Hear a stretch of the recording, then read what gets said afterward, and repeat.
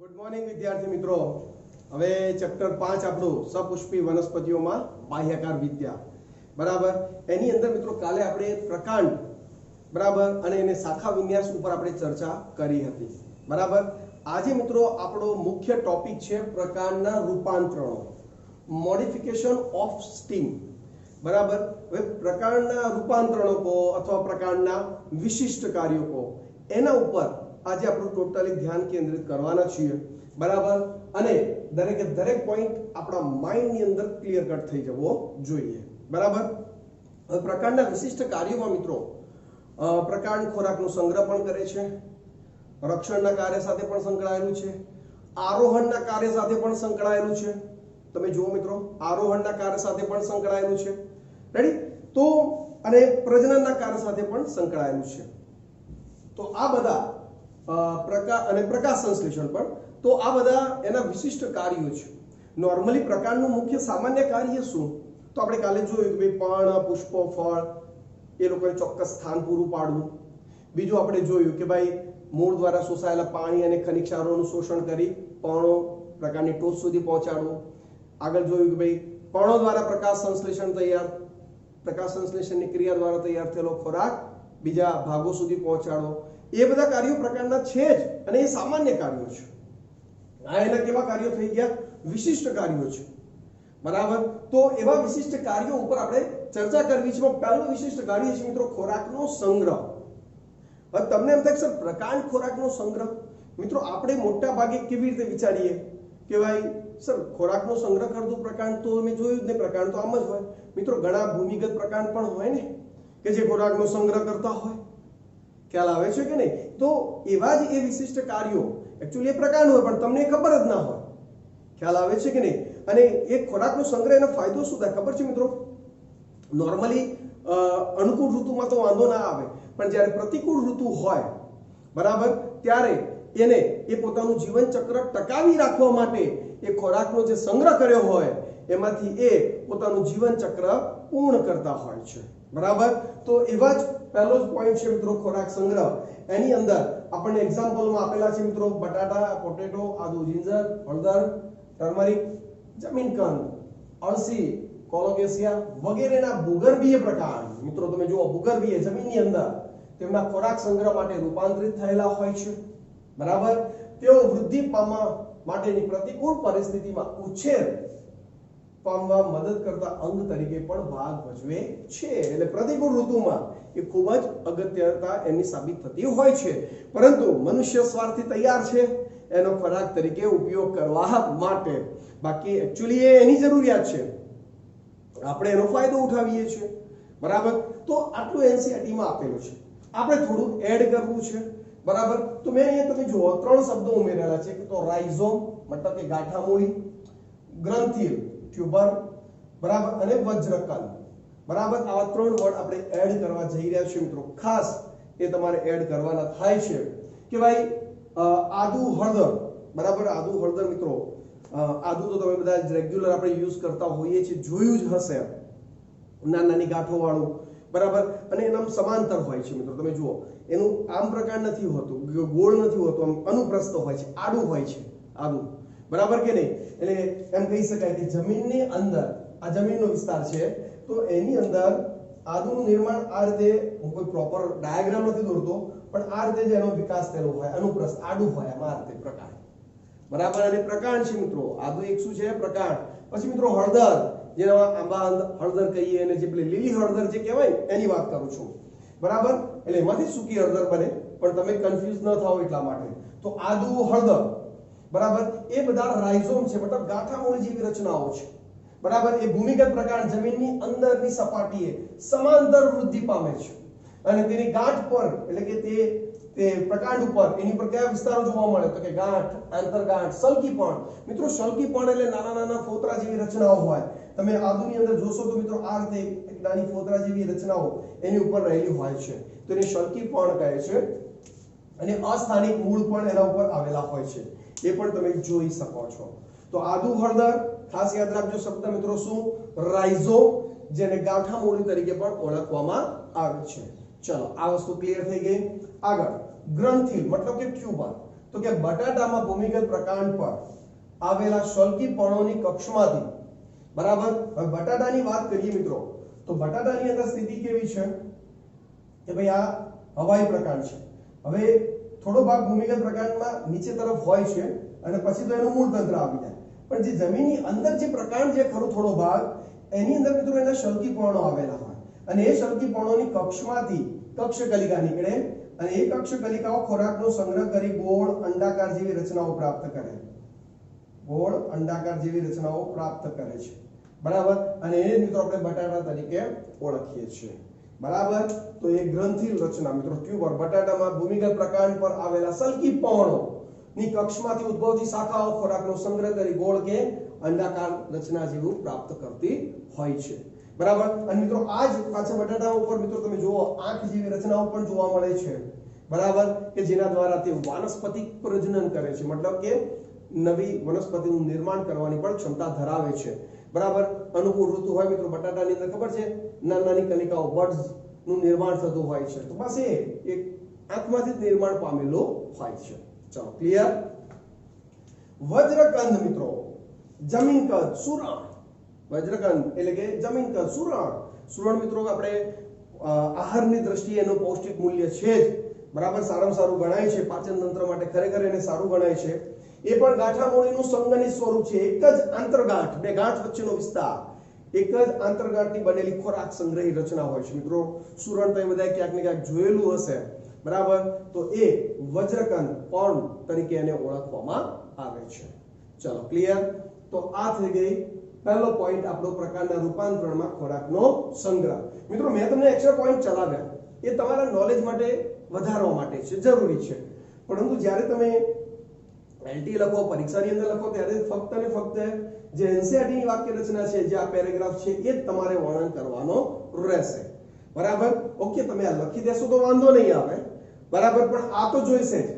ભાઈ તમે આ લખો ને આને રવા દો તો માર્ક્સ તમારા કટ થઈ શકે છે, બરાબર. એટલે આપણે એક્સ્ટ્રા પોઈન્ટ પણ જોવા છે, કારણ કે એનસીઈઆરટી તો આપણે ભણવાનું, સાથે સાથે એક્સ્ટ્રા પોઈન્ટ પણ જોવા છે, નીટ માટે તૈયારી કરવી છે, તો આપણે એક્સ્ટ્રા પોઈન્ટ ચર્ચા કરીશું, બરાબર. પરંતુ આ પણ આપણે ભૂલવાનું થતું નથી. ચલો ક્લિયર.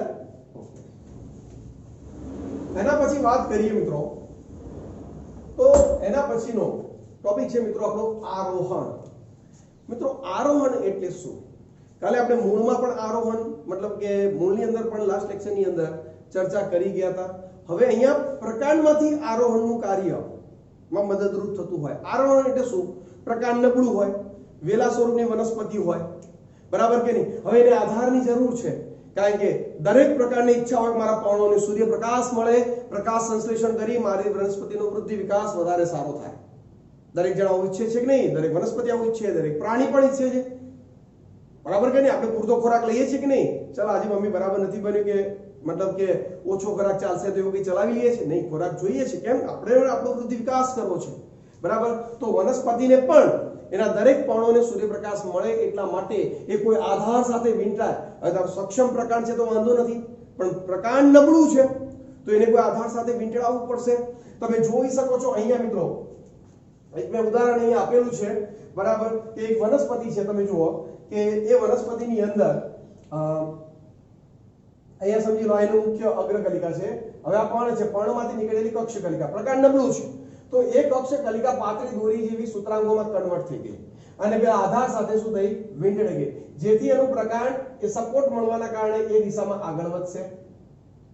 ખ્યાલ આવે છે કે નહીં? પછી ફરી પાછું એ નબળું પડી શકે છે, પણ આગળનું જે પર્ણ છે એમાંથી કક્ષકલિકા પાછી એને વીંટળે એટલે ફરી પાછી આગળ વધશે. એટલે કહેવાનો મતલબ શું? એને આરોહણમાં મદદ કરે છે, મતલબ ઉર્ધ્વ દિશામાં, સૂર્યપ્રકાશની દિશામાં જવામાં એને હેલ્પફુલ થતું હોય છે, બરાબર. તો એને મિત્રો આરોહણ કહે છે.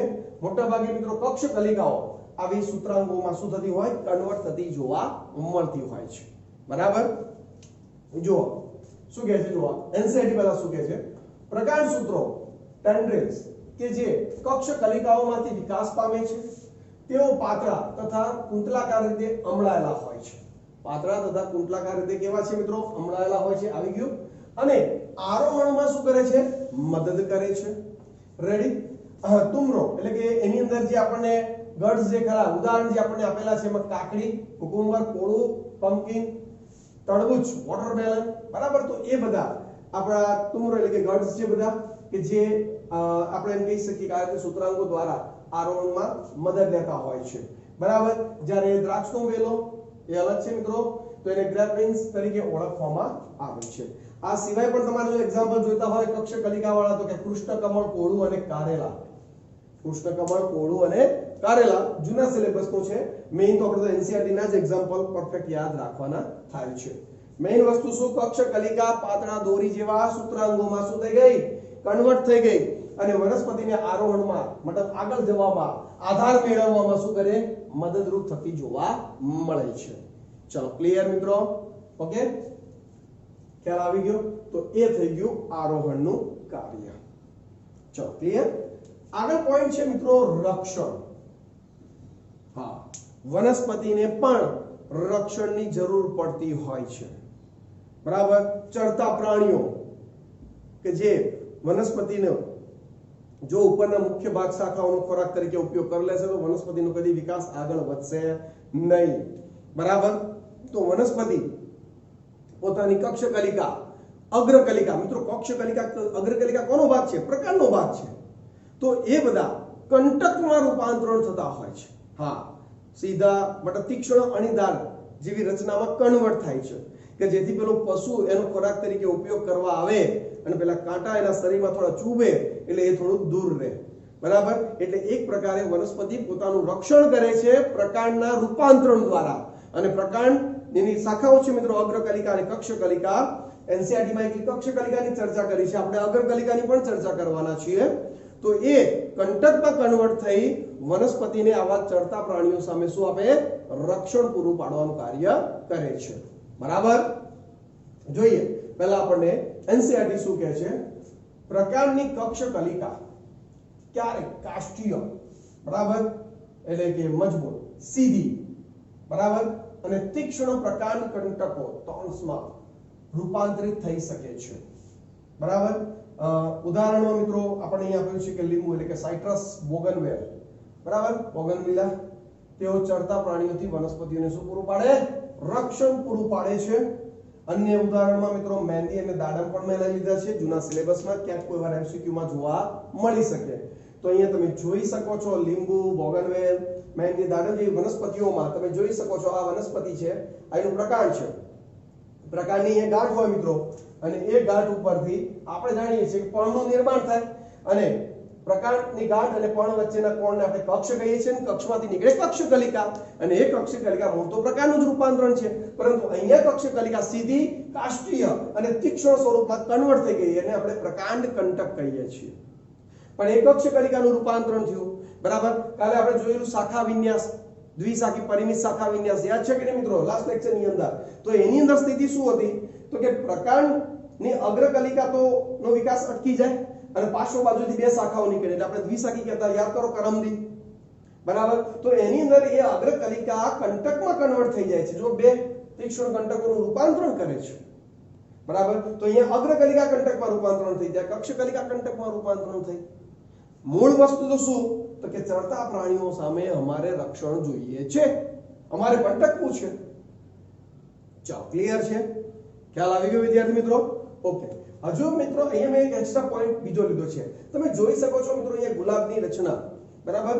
ગુલાબ તો તમને લાગતું નહીં હોય કોઈ દ્રષ્ટિએ પણ મેં દોર્યું છે. તો કે ગુલાબ જે ખરું એની અંદર મિત્રો છાલસૂળ જોવા મળે છે. એકચ્યુઅલી એ પ્રકારનું રૂપાંતરણ નથી પરંતુ એ પ્રકારના બહિરુદ ભેદ છે. શું બહિરુદ ભેદ, શબ્દમાં ખબર ના પડી બહિરુદ ભેદ એટલે શું વળી મિત્રો, આપણા જેમ કે શરીર પરની રૂવાટી છે, નખ છે, આપણા બહિરુદ ભેદ કહેવાય, બરાબર. પશુઓના જે શિંગડા છે એ એના બહિરુદ ભેદ છે, બરાબર.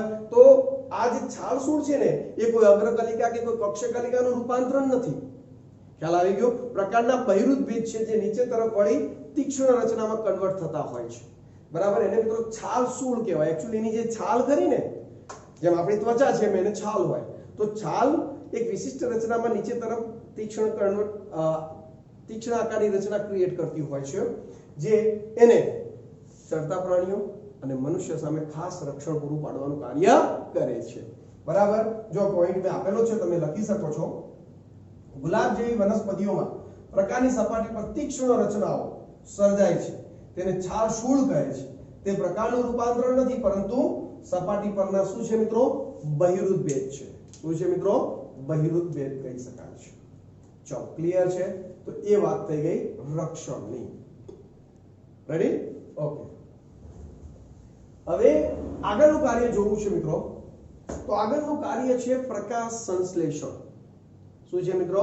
પ્રકાશ સંશ્લેષણ. હવે આપણને એમ થાય સર હા પ્રકાશ સંશ્લેષણનું કાર્ય તો વનસ્પતિનું પ્રકાંડ કરે જ છે. કેમ કાલે આપણે લાસ્ટ લેક્ચરની અંદર ચર્ચા કરી હતી ને તરુણ પ્રકાંડ, કે જ્યારે કોઈ છોડ બીજ આપણે વાવીએ છીએ જમીનમાં અને તરુણ છોડ તૈયાર થાય છે ત્યારે લીલું હોય છે, બરાબર કે નહીં? અને પ્રકાશ સંશ્લેષણ કરી વનસ્પતિ માટે ખોરાક બનાવે છે. કેમ? કારણ કે એ વખતે એને પર્ણો ઓછા હોય છે, પર્ણોની સંખ્યા ઓછી હોય, પર્ણો કદમાં નાના હોય, એટલે એને કરવું પડે છે.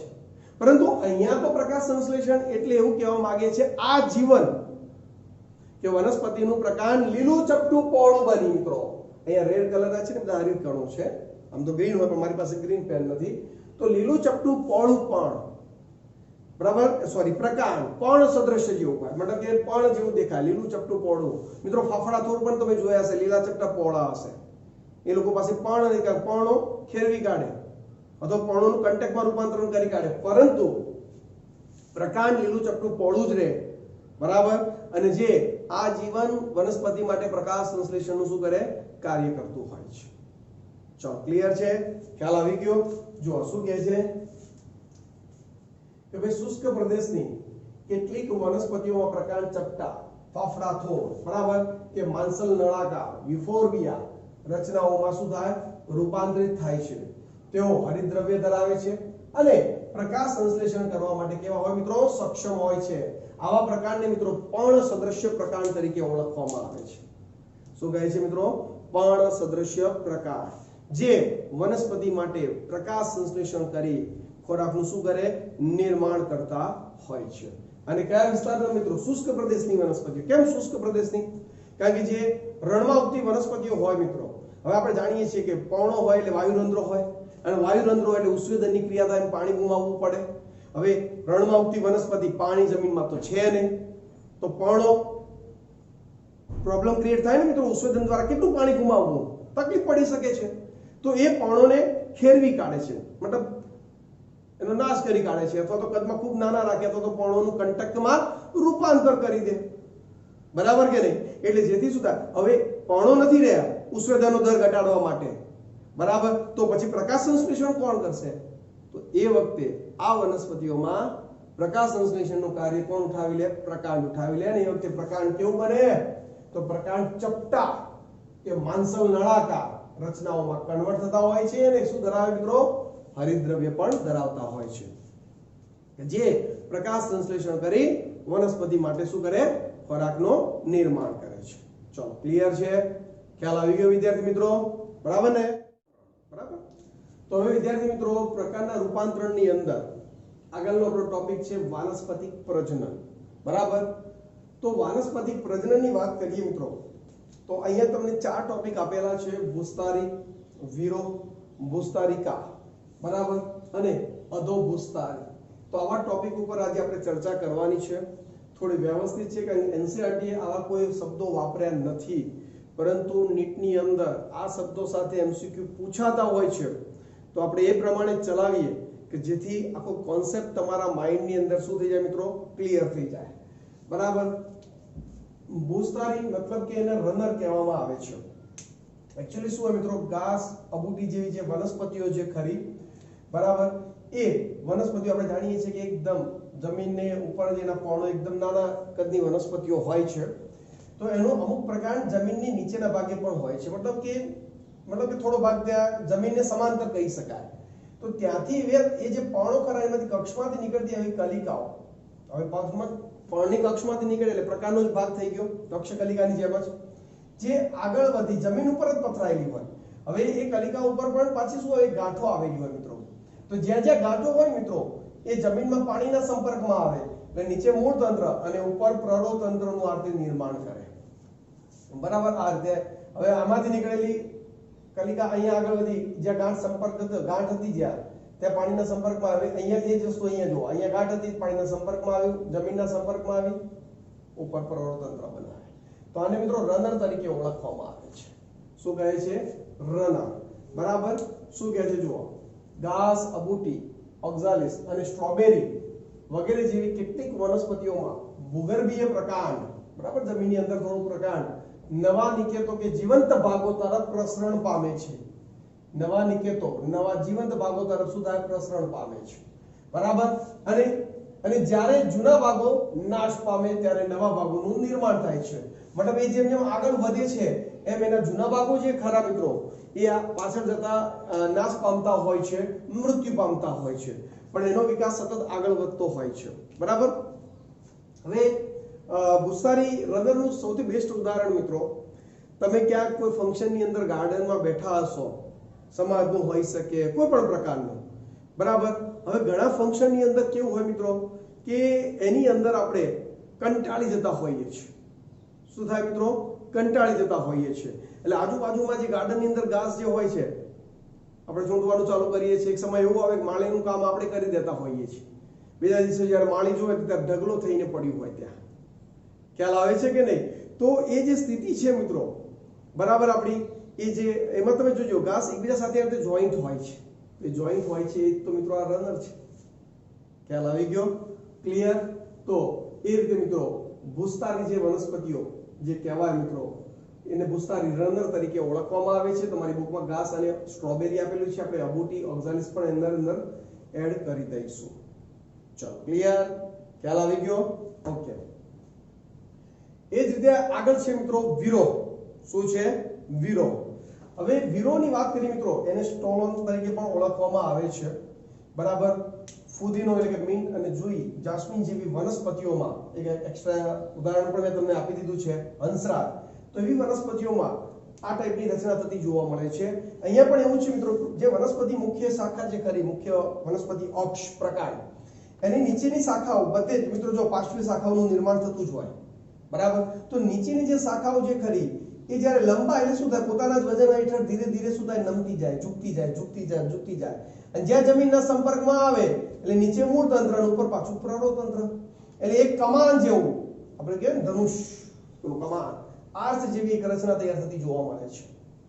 ખ્યાલ આવ્યો? તો એને મિત્રો શું કહેવાય? વીરો એટલે કે સ્ટોલોન તરીકે ઓળખવામાં આવે છે. બરાબર. જો ફુદીનો, મિન્ટ અને જુઈ એટલે કે જાસ્મીન જેવી વનસ્પતિઓમાં મુખ્ય ધરી અક્ષના તલ ભાગમાંથી ઉપર તરફ પાતળી પાર્શ્વીય શાખાઓ વિકસે છે અને હવાઈ તરફ વિકાસ પામ્યા બાદ થોડા સમય માટે કમાન આકારે નીચે તરફ આવી જમીનના સંપર્કમાં આવે છે. બરાબર. અને ત્યાં એ નવા મતલબ કે વનસ્પતિનું શું કરે? નિર્માણ કરતી હોય છે. તો થઈ ગયું મિત્રો એક પ્રકારે પ્રકાંડ દ્વારા થતું વાનસ્પતિક પ્રજનન. કારણ કે એની શાખા નીકળી અને કમાન આકારે વળી અને જમીનની નજીકની શાખા મિત્રો ઉપરની વળશે તો બી અહીંયા સુધી જ પહોંચશે. એની શાખા જમીનને ટચ થવી જોઈએ. અગ્રકલિકાનો ઉપરનો ટોચનો ભાગ ટચ થશે તો જ નીચે મૂળ તંત્ર અને ઉપર પ્રરોતંત્રનું નિર્માણ થતું જોવા મળતું હોય છે. ચલો, ક્લિયર છે? ખ્યાલ આવી ગયો મિત્રો? તો વાનસ્પતિક પ્રજનનમાં પ્રકાંડ દ્વારા આપણે 2 પોઈન્ટ જોઈ ગયા મિત્રો, ભૂસ્તારી અને વીરો. એ બંનેની આપણે ચર્ચા કરી ગયા. ચલો, ક્લિયર દરેકને? ખ્યાલ આવી ગયો ને? હવે આપણે આગળનો ટોપિક જોઈએ મિત્રો. એની અંદર છે મિત્રો ભૂસ્તારિકા, જેને ઓફસેટ તરીકે ઓળખવામાં આવે છે. હવે પેલું ભૂસ્તારી હતું રનર, તો આ ભૂસ્તારિકા. ફરક એટલો છે, પેલું જમીન ઉપર હતું તો આ પાણીમાં છે. સમજો મિત્રો. જળ શૃંખલા કે જળકુંભી જે વનસ્પતિઓ જે ખરી મિત્રો, એ વનસ્પતિઓમાં કેવું હોય છે મિત્રો? આપણે જાણીએ છીએ કે જળકુંભી એકચ્યુઅલી આપણા માટે ખરાબ સાબિત થઈ છે મિત્રો, કારણ કે તમે જોઈ શકો છો આપણી નદીઓની અંદર એ વનસ્પતિ વિપુલ માત્રામાં શું થઈ ગઈ છે? પથરાઈ ગઈ છે. બરાબર. એ પહેલા આપણે બહારથી લાવેલા, વિદેશથી લાવેલા, એની મતલબ એક સારા લુકના કારણે ગાર્ડન સારો લાગતો હતો, પાણીની અંદર જે મૂકીએ ત્યારે વનસ્પતિ બહુ સારા એના પર્ણો દેખાય. બરાબર. પણ પછી તો એને આતંક મચાવ્યો, એટલી ફેલાતી ગઈ કે આજે આપણી નદીઓ, નહેરોની હાલત એને ખરાબ કરી દીધી છે. બરાબર. તો એ વનસ્પતિઓની વિશેષતા શું છે? કે વાનસ્પતિક પ્રજનન કરી શકે છે. પર્ણો ચપટા પહોળા હોય, બરાબર. તો એ પર્ણો જે ખરા, બરાબર, એ પ્રકાશ સંશ્લેષણ કરી ખોરાક સારો બને જ છે, મૂળતંત્ર પાણીમાં જ છે, બરાબર. હવે જે આપણે કહેવાય ને કે પર્ણની કક્ષમાંથી નીકળતી કક્ષ કલિકા, એ બરાબર ટૂંકી જે કલિકાઓ જે ખરી એ ગાંઠમય રચનાઓ ધરાવતી હોય, એટલે એ ગાંઠોમાંથી પણ પાછી નવી વનસ્પતિઓનું શું થઈ જાય, નિર્માણ થતું હોય છે, બરાબર. તો આ ઓફસેટની રચના, મતલબ કે પેલી ભૂસ્તારી હતી તો આ ભૂસ્તારિકા છે, પેલું જમીન ઉપર છે તો આ પાણીમાં છે, બંનેમાં ફરક ફક્ત આટલો જ છે. જો શું કહે છે મિત્રો, જોઈએ આપણે. જળ શૃંખલા પિસ્ટિયા અને જળકુંભી એટલે કે આઇકોનિયા જેવી જલીય વનસ્પતિઓમાં ટૂંકી આંતરગાંઠો સહિત પાર્શ્વ શાખા તથા ગુલાબવત પર્ણો રોઝેટ લીવ્સ ધરાવતી દરેક ગાંઠ અને મૂળનો ગુચ્છ જોવા મળે છે. ગાંઠ અને મૂળનો શું મિત્રો, ગુચ્છ જોવા મળે, એટલે કે ગાંઠના ભાગેથી પાણીની અંદર આખો મૂળનો ગુચ્છો તૈયાર થાય અને ઉપરના ભાગે ગુલાબવત પર્ણો ચપટા પહોળા, બરાબર, એકદમ ફૂલેલા, બરાબર, પર્ણો ધરાવતા હોય છે, બરાબર. તો એ રીતે એની રચના થતી જોવા મળે છે. તો અહીંયા ભલે તમારી બુકમાં જળ શૃંખલા, જળકુંભી, આઇકોનિયા શબ્દ ખાસ યાદ રાખજો મિત્રો. પિસ્ટિયા તો બરાબર છે, પણ ઘણીવાર મોટા ભાગે જળકુંભીની જગ્યાએ આઇકોનિયા શબ્દ ગુજરાતીમાં લખીને વપરાતો હોય છે, એટલે વિદ્યાર્થીઓ કન્ફ્યુઝ થતા હોય છે. તો એ વસ્તુ પર ધ્યાન આપવું અને એને ભૂસ્તારિકા એટલે કે ઓફસેટ તરીકે ઓળખવામાં આવે છે, બરાબર. ડાયાગ્રામ જેવો છે એવું ચલાવી લેજો, બરાબર. મેં કોઈ પ્રોપર દોરવાનું નહીં, પરંતુ ફક્ત તમને સમજ પડે એટલા માટેનો આપણો મુખ્ય પ્રયત્ન છે. ચલો, ખ્યાલ આવી ગયો દરેકને? ઓકે. હવે એ જ વસ્તુ ચોથો પ્રકાર છે મિત્રો, અધોભૂસ્તારી, સકર તરીકે એને ઓળખવામાં આવે છે. હવે અહીંયા સ્થિતિ કેવી છે મિત્રો કે તમે જુઓ, પ્રકાંડ તો ભૂમિગત જ છે, પણ ભૂમિગત પ્રકાંડમાંથી નીકળતી કક્ષ કલિકા અથવા તો એની શાખા જે ખરી, એ શાખા ધીરે ધીરે અનુપ્રસ્થ રીતે આગળ વધી હવાઈ વિસ્તાર મતલબ જમીનની બહારની તરફ નીકળતી જાય છે. અને જ્યાં એ જમીનની બહારની તરફ નીકળશે મિત્રો, મતલબ હવાઈ ભાગમાં સંપર્કમાં હશે, ત્યાં ગાંઠ હશે, તો નીચે તરફ મૂળતંત્ર અને ઉપર તરફ શું થશે, પ્રરોતંત્રનું નિર્માણ કરે છે, બરાબર. રનર એટલે કે ભૂસ્તાળીમાં શું હતું, ઉપર જ હતી મિત્રો. ખ્યાલ આવે છે કે નહીં? અહીંયા નીચેથી અનુપ્રસ્થ રીતે આગળ વધી ઉપર તરફ આગળ આવે છે. ખ્યાલ આવ્યો? એટલે આને સકર તરીકે ઓળખવામાં આવે છે મિત્રો. ફરક છે, એ વસ્તુ પર ખાસ ધ્યાન આપવું. ચલો, ક્લિયર? ઓકે. તો જો અધોભૂસ્તાળી એટલે કે સકરની વાત કરીએ મિત્રો, તો એમાં કોના ઉદાહરણ આપેલા છે, તો કે કેળા એટલે કે બનાના, અનાનસ, પાઇનેપલ અને ગુલદાઉદી, બરાબર. ક્રાઇસેન્થેમમ માં મુખ્ય પ્રકારના તલ પ્રદેશ અને ભૂગર્ભીય પ્રકારમાંથી અથવા તો ભૂગર્ભીય ભાગમાંથી પાર્શ્વીય શાખાઓ ઉદ્ભવી જમીનની નીચે આડી વિકાસ પામી અને ત્યારબાદ ત્રાસી થઈને ઉપર તરફ એટલે કે બહાર આવી પર્ણપ્રરોહ, બરાબર, લીફી શૂટ્સ, પર્ણપ્રાંકુર જેને કહેવાય, નો વિકાસ પ્રેરે છે. ખ્યાલ આવી ગયો? એટલે એની પાર્શ્વીય શાખાઓ તો જમીનની અંદર અનુપ્રસ્થ આડી ચાલે છે, પણ પછી ત્રાસી વધી બહારની તરફ આગળ વધે છે અને બહાર પ્રરોતંત્ર એટલે કે પર્ણોનું નિર્માણ કરવા લાગે, પર્ણપ્રાંકુરનું નિર્માણ કરવા લાગે, નીચે તરફ મૂળતંત્રનું નિર્માણ કરવા લાગે.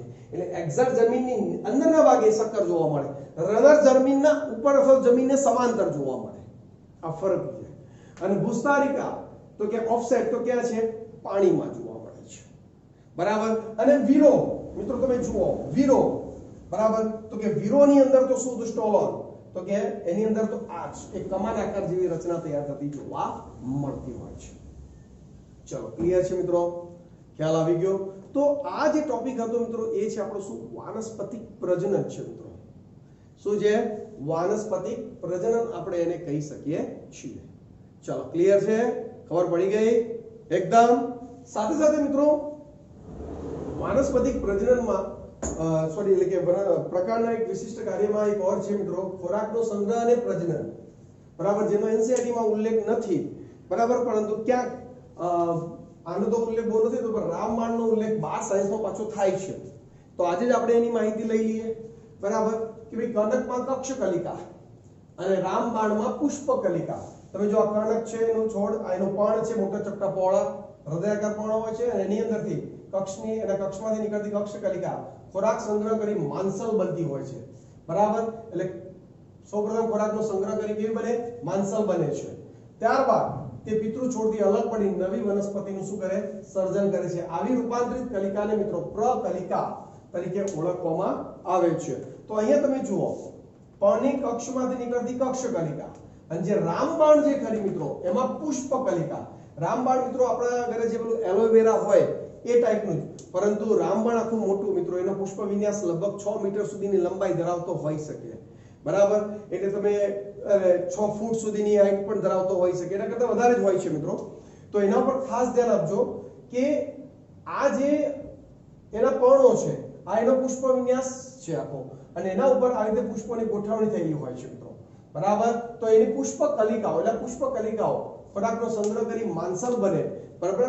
અને આ કક્ષ કલિકા, આ પુષ્પ કલિકા માંસલ બની ત્યાંથી છૂટી પડી જમીન ઉપર સ્થાપિત થઈ જાય, બરાબર? પ્રતિકૂળ ઋતુ હોય એટલે એને ખોરાકનો સંગ્રહ તો કરી લીધો છે, એટલે ત્યાં સુધી એનું જીવન ચક્ર ચલાવ્યા કરશે. પણ જેવી અનુકૂળ ઋતુ આવશે એટલે ત્યાંથી એ નવા જીવન ચક્રની શું કરશે મિત્રો? શરૂઆત કરવાની ક્ષમતા ધરાવે છે. ખ્યાલ આવી ગયો? તો આ પણ એક એક્સ્ટ્રા પોઈન્ટ સ્વરૂપે તમે યાદ રાખી શકો છો. ચલો, ક્લિયર છે? આશા રાખું કે વિદ્યાર્થી મિત્રો કે દરેક વિદ્યાર્થીઓને આજના મતલબ કે પ્રકારના રૂપાંતરણો બરાબર સંપૂર્ણપણે તમારે ક્લિયર થઈ ગયા હશે. ઓકે?